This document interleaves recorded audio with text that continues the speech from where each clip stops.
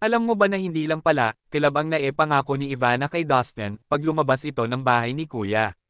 Marami ang excited dahil sa namuong chemistry ni Ivana at Dustin sa PBB, ngunit may isa pa pala tayong aabangan paglabas ni Dustin na siguradong magba-viral talaga.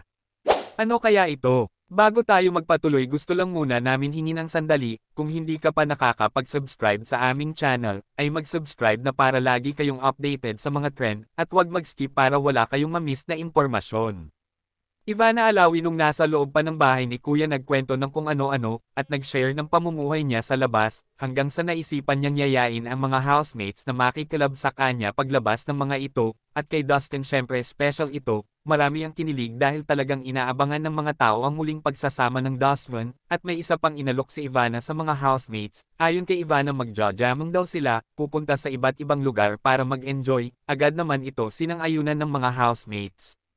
Kaya naman hindi mapigilan ng mga netizens ang kanilang emosyon, may nagkomento na, baka pag nasa labas na silang lahat ay dito na ipagpatuloy ni Dustin ang naudlot niyang pagpapakitang motibo kay Ivana, dahil mas marami na silang oras magkakasama at hindi na raw maiilang si Dustin dahil wala ng mga kamera sa paligid, para limitahan ang bawat kilos at sasabihin, at may nagsabi naman na, wala naman daw yan si Bianca kay Dustin, gusto lang daw niyang gumawa ng ibang ingay sa loob ng bahay ni Kuya kasi nga raw wala na si Ivana.